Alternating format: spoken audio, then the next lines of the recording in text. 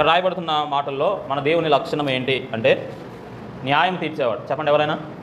అంటే వాస్తవంగా ఒక మాటలో చెప్పాలంటే మన ప్రభు ఎవరంటే న్యాయము గలవాడు. మనం ఇంతకుముందు మొదటి అధ్యాయంలో 17వ వచనంలో మనం చూసిన మాట ఏంటంటే మన ప్రభు ఎవరు? జ్యోతిర్మయుడు, అంటే వెలుగై ఉన్న దేవుడు అనేది మనం చూస్తూ వచ్చాం. తర్వాత అక్కడే మన దేవుడు బహుమానాలు ఇచ్చేవాడు, అనుగ్రహం ఇచ్చేవాడు అని చూసాం. ఇప్పుడు ఇక్కడ మనం చూడబోతున్న లక్షణం ఏంటంటే మన దేవుడు ఎవరంటే న్యాయవంతుడు. చెప్పండి ఎవరు మన దేవుడు? న్యాయవంతుడు. ఎందుకు ఆయన న్యాయవంతుడు? ఆయన న్యాయం ఎలాంటిదంటే వాస్తవంగా ఆయన స్వభావమే న్యాయం. ఏంటి ఆయన స్వభావం న్యాయం అనడానికి గల కారణం ఏంటంటే ఇక్కడ కొన్ని మాటలు చెప్పాడు చూడండి. ఒక్కడే ధర్మశాస్త్రమును నియమించి న్యాయమును విధించేవాడు. అంటే ఇప్పుడు ఒక విషయంలో చెప్పాలంటే ఈ లోకంలో ఉన్న ఆజ్ఞలు విధులను నియమించింది ఎవరు? ఆ ధర్మశాస్త్రాన్ని నియమించింది ఎవరు? ఆయనే. ఎందుకంటే నియమిస్తున్న వాడు ఎవరంటే న్యాయవంతుడు. కాబట్టి ఆ న్యాయ విధులన్నింటినీ మన కొరకు ఇచ్చాడు. వాక్యంలో అనేకమైన న్యాయ విధులు ఎందుకున్నాయి? ఇశ్రాయేలు జీవితాల్లో అనేకమైన ఆజ్ఞలు ఎందుకున్నాయంటే ఆ ఆజ్ఞలన్నిటికీ పేరేంటి చెప్పండి? అవి న్యాయ విధులు. అంటే ఈ న్యాయ విధులు వెనకున్న వ్యక్తి ఎవరు? న్యాయవంతుడు. ఇంకెలా చెప్పమంటారా? మనుషులైతే న్యాయ విధులు ఇస్తారు కానీ వాటిని ఏం చేయరు? పాటించరు, వాటిని అమలు చేయరు. కానీ మన ప్రభు ఎవరంటే న్యాయవంతుడు. వాటిని నియమించడం మాత్రమే కాదు, వాటిని అమలు చేసిన వాడు కూడా ఆయనే. న్యాయాన్ని అమలు చేయాలి అని వచ్చినప్పుడు ఖచ్చితంగా ఏముండకూడదంటే వాక్యంలో రాయబడిన మాట ఏంటంటే ఆయనలో పక్షపాతం ఏమీ లేదు. వాస్తవంగా ఈ భాగం కూడా ఎందుకు చెప్పాడంటే కొన్ని వ్యత్యాసాలు చెప్తూనే దేవుని న్యాయాన్ని గురించి మాట్లాడాడు. దేవునికి మనుషుల్లో వ్యత్యాసాన్ని చూడడం, ధనవంతులని పేదవాళ్ళని వ్యత్యాసం ఆయనకి లేదు. కాబట్టి ఆయన వ్యత్యాసం లేకుండా, పక్షపాతం లేకుండా అందరికీ న్యాయాన్ని విధించే దేవుడు. కాబట్టి ఇప్పుడు మీరు ఆలోచన చేయండి, దేవుని ప్రజలు అని అన్యజనులని ఆయనకు వ్యత్యాసం లేదు, అందరికీ ఒకే రకంగా న్యాయాన్ని విధిస్తాడు. ఎలా చూడగలం? అన్యజనులను ఎలా అయితే తప్పు చేస్తే శిక్షించాడో దేవుని పిల్లలు కూడా అలానే శిక్షించాడు. ఇశ్రాయేలు ప్రజలు కూడా ఏం చేశాడు? చెరలోకి ఎందుకు తీసుకెళ్ళాడు? 70 సంవత్సరాలు వారు తప్పు చేశారు కాబట్టి న్యాయంగా ఏమి ఇచ్చాడు? ప్రతిఫలం ఇచ్చాడు. దావీదు విషయమైన, సంసోను విషయమైన, ఇంకెవరి విషయమైనా తీసుకోండి, దేవుడు తన ప్రజలను కూడా ఏం చేశాడు? శిక్షించాడు. అంటే అర్థం ఏంటి? ఆయన న్యాయవంతుడు, ఆయన న్యాయంలో మార్పు ఉండదు. కాబట్టి ఇప్పుడు ఆ న్యాయ విధులు ఈ లోకానికి ఎందుకు ఇచ్చాడంటే ఆయన ఎంత న్యాయవంతుడో, ఎంత యథార్థవంతుడో చూపించడానికి ఇప్పుడు ఇవ్వబడినాయి. కాబట్టి ఇప్పుడు ఆయనలో పక్షపాతం లేదు, ఆయనలో స్వార్థం ఏమీ లేదు. ఆయన ఉన్నది ఉన్నట్లుగా ఆ న్యాయ విధిని నెరవేర్చేవాడు మన ప్రభు. ఇప్పుడు చూడండి, వాస్తవంగా ఇప్పుడు ఆయన న్యాయ విధాలు నెరవేర్చబడుతున్నప్పుడు ఆ న్యాయ విధిలో ఇప్పుడు ఆయనే ఎక్కడ కూర్చోవాలి? న్యాయపీఠం మీద కూర్చోవాలి, న్యాయాధిపతిగా కూర్చున్నప్పుడు మనం ఏం చేయగలం? మనము ఇప్పుడు ఆయన తీర్పును భరించగలమా? మన సంగతి చెప్పండి. మనలో న్యాయం ఉందా, అన్యాయం ఎక్కువ ఉంటుందా? యథార్థత ఎక్కువ, యథార్థత లేని జీవితాలు ఎక్కువ? ఇప్పుడు చెప్పండి. ఆ అన్యాయం మన జీవితాల్లో ఉంది, న్యాయవంతుడు తీర్పు తీరుస్తుంటే ఖచ్చితంగా ఇప్పుడు మనందరం ఎక్కడికి వెళ్ళిపోవాలి? ఆ శిక్షలోకి వెళ్ళిపోవాలి. ఆ దోషానికి రావాల్సిన శిక్ష, ఆ అన్యాయానికి రావాల్సిన శిక్ష మన మీదకి రావాలి. కానీ ఒక వచనం రాయబడింది చూడండి. ఇప్పుడు మన ప్రభు మన కొరకు ఏం చేశాడు అనే మాట రోమపత్రిక 3వ అధ్యాయం. రోమపత్రిక 3వ అధ్యాయం 26వ వచనం చదువుతున్నాను చూడండి. 25, 26, 27 వచనాలు. పూర్వము చేయబడిన పాపములను దేవుడు తన ఓర్మి వలన ఉపేక్షించినందున ఆయన తన నీతిని కనపరచవలని క్రీస్తు యేసు రక్తమునందరి విశ్వాసము ద్వారా ఆయన కరుణాధారముగా బయలుపరిచాడు. దేవుడు ఇప్పటి కాలమందు తన నీతిని కనపరచు నిమిత్తము తాను నీతిమంతుడును యేసునందు విశ్వాసం గలవానిని నీతిమంతులుగా తీర్చువాడునై ఉండుటకు ఆయన అలాగూ చేశాను. కాబట్టి అతిశయ కారణం ఎక్కడ? అది కొట్టివేయబడెను. ఎట్టి న్యాయమును బట్టి అది కొట్టివేయబడెను? క్రియా న్యాయమును బట్టియా? కాదు, విశ్వాస న్యాయమును బట్టియే. కాగా ధర్మశాస్త్ర సంబంధమైన క్రియలు లేకుండా విశ్వాసము వలననే మనుషులు నీతిమంతులుగా తీర్చబడుతున్నారని ఎంచుతున్నాం. వాస్తవంగా ఇక్కడ చదువుకుంటూ వెళ్తే ఇక్కడ జరిగిన విషయం ఏంటంటే దేవుడు న్యాయవంతుడు. ఇప్పుడు న్యాయవంతుడు అన్నప్పుడు మన జీవితాల్లో ఏముంది? పాపం ఉంది. ఖచ్చితంగా ఏం విధించాలి? శిక్ష విధించడమే ఆయన చేయగలిగిన పని. కానీ ఇక్కడ ఇంకొక మాట ఉంది ఏంటంటే ఆయన కరుణాధారముగా యేసుక్రీస్తు ప్రభువారిని బయలుపరిచాడు. యేసుక్రీస్తు ప్రభువారు మన కొరకు ఈ భూలోకానికి రాకపోతే చూడండి, ఆయన న్యాయము ఆయన కృప రెండు కలిసేవి కాదు. అందుకే మన ప్రభు యొక్క పేరేంటి? కృపా సత్య ప్రభు. సత్యము న్యాయము అనే పదము పర్యాయపదం. ఆయన సత్యవంతుడు, న్యాయవంతుడు, ఆయన కృప కలిగిన దేవుడు. కాబట్టి మన ప్రభువులో న్యాయం ఎంతైతే ఉందో ఆయన అంతే కృప కలిగిన వాడు. కాబట్టి ఇప్పుడు శిలువలో ఆయన ఎందుకు వెళ్ళాడంటే ఆయన న్యాయాన్ని నెరవేర్చాడు, మన పట్ల కృప చూపించాడు. ఏ కృప? శిక్ష మన మీద పడవలసిన శిక్ష ఎవరు భరించారు? యెషయా గ్రంథంలో మాట రాయబడింది చూద్దాం ఒకసారి. యెషయా గ్రంథం 53వ అధ్యాయం.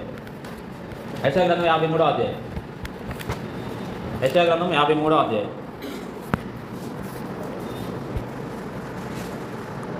8వ వచనం చదువుతున్నాను చూడండి. అన్యాయపు తీర్పు నొందినవాడై అతడు కొనిపోబడాను. 9వ వచనంలో ఇంకొక మాట చూడండి. అతడు మరణమైనప్పుడు భక్తిహీనులతో అతనికి సమాధి నియమింపబడెను. ధనవంతుని యొద్ద అతడు ఉంచబడెను. ఆ మాట తర్వాత నిశ్చయంగా అతడు అన్యాయమేమీ చేయలేదు. అంటే ఇప్పుడు మన ప్రభువులు ఏం లేదు, అన్యాయమేమీ లేదు. కానీ 8వ వచనంలో అన్నాడు అన్యాయపు తీర్పు పొందినవాడాయాడు.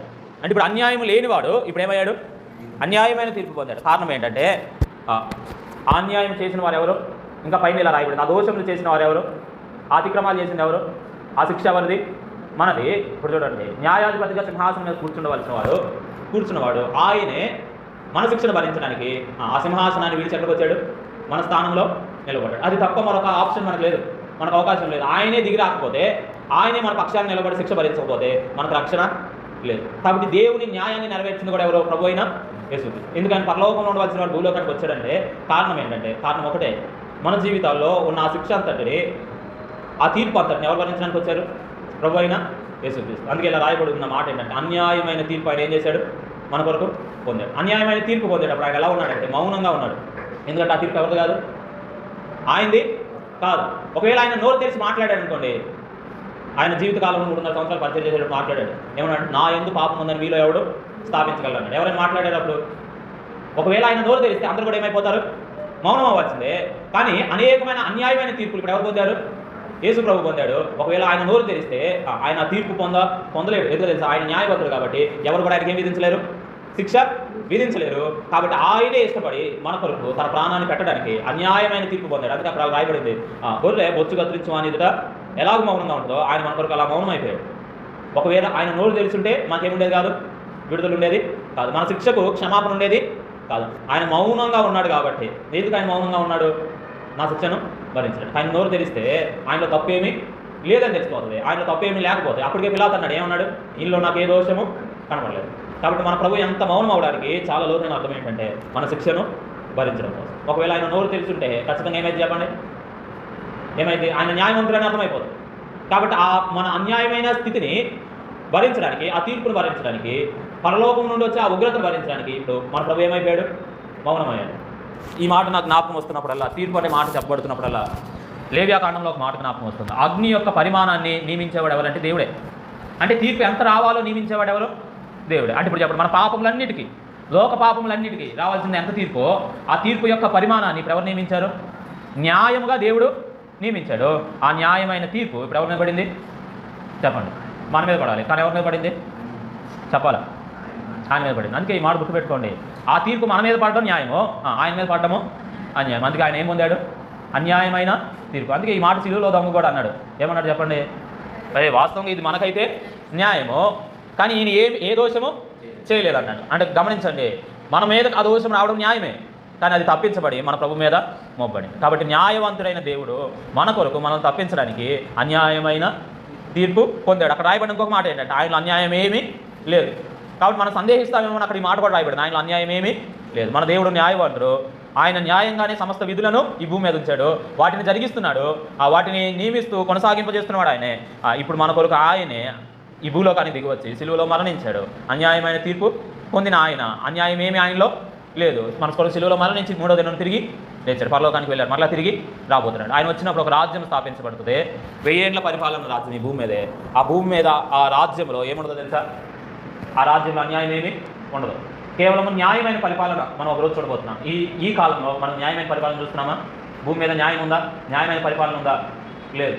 కానీ ఒకరోజు మనం చూడబోతున్నాం, ఎందుకంటే మన ప్రభు ఎవరు, న్యాయవంతుడు. కాబట్టి ఆ న్యాయమైన విధానంలో మనల్ని కూడా తీసుకురావడానికి, మనల్ని కూడా యథార్థవంతులుగా చేయడానికి, మనల్ని కూడా దోషత్వం నుండి, దోషంలోని విడిపించి ఆ దోషం యొక్క శిక్ష అంతా తీసేసి ఇప్పుడు మనల్ని నిర్దోషులుగా చేశాడు. ఇప్పుడు దేవుని ఎదుట మనం నిలబడుతున్నప్పుడు మనం నిర్దోషులమే. కారణం ఏంటి, మనం తప్పులు చేయలేదనా, చేశాం. కానీ మన కొరకు శిక్ష విధించబడింది, రక్తము చిందించబడింది. కాబట్టి మనం దేవుని ఎదుట నిర్దోషులుగా, దేవుని ఎదుట పరిశుద్ధులుగా మనం నిలబడడానికి గల కారణం ఏంటంటే మన పాపములన్నింటినీ తుడిచివేసింది ఎవరు, ప్రభు అయిన యేసుక్రీస్తు. ఇప్పుడు ఆయన మనం ఉన్న మనకి ఇలా చెప్పాడు, దేవుడు మనల్ని ఎవరి ద్వారా చూస్తాడంటే యేసుక్రీస్తు నందు చూస్తున్నాడు కాబట్టి మన పాపాలన్నీ క్షమిస్తున్నాడు. కాబట్టి ఇప్పుడు న్యాయంగా దేవుడికి మనల్ని ఎక్కడ చేర్చుకుంటున్నాడు, పరలోకంలో చేర్చుకుంటున్నాడు. న్యాయంగా ఒకప్పుడు మనం పరలోకాన్ని చేర్చుకోవడానికి అర్హులము కాదు, ఇప్పుడు న్యాయంగా మనం చేర్చుకోబడడానికి గల కారణం ఒకే ఒక వ్యక్తి, ఆయన ప్రభు అయిన యేసుక్రీస్తు. అందుకే ప్రభు ఈ భూలోకం నుండి వెళ్ళిపోతే మాట చెప్పాడు, నన్ను జ్ఞాపకము చేసుకుంటారు దీన్ని. మన ప్రభు యొక్క లక్షణాలు అనేకమైన ఉన్నాయి. ఈరోజు ఒక లక్షణం చూసాం, ఏంటి, మన ప్రభు స్వభావం ఏంటి, ఆయన న్యాయవంతుడు. మన కొరకు అన్యాయమైన తీర్పు పొందాడు, ఆయన అన్యాయం ఏమీ లేదు. ఇప్పుడు న్యాయంగా ఒకప్పుడు మనం నరకానికి వెళ్ళిపోవాలి, ఇప్పుడు యేసు ప్రభు రావడాన్ని బట్టి, శిక్షను భరించడానికి బట్టి ఇప్పుడు దేవుడు న్యాయం మనల్ని ఎక్కడ తీసుకెళ్తున్నాడు, పరలోకానికి వారసులుగా చేశాడు. ధైర్యంగా ఆయన కృపాసనం మీదకి వచ్చి ఆరాధించే భాగ్యం ఇచ్చాడు. కాబట్టి మన హృదయపూర్వకంగా ప్రభా నీవు న్యాయవంతుడు, నా జీవితంలో గొప్ప మార్పు ఇచ్చావు, నా జీవితంలో పరలోక భాగ్యం ఇచ్చావు, నిత్య జీవితం ఇచ్చావు, అందుకు నీకు స్తోత్రం అని చెప్పాలి. అలాగ ఆరాధించినట్లు ప్రభు మనందరికీ సహాయం చేయను కాక. ఆమేన్.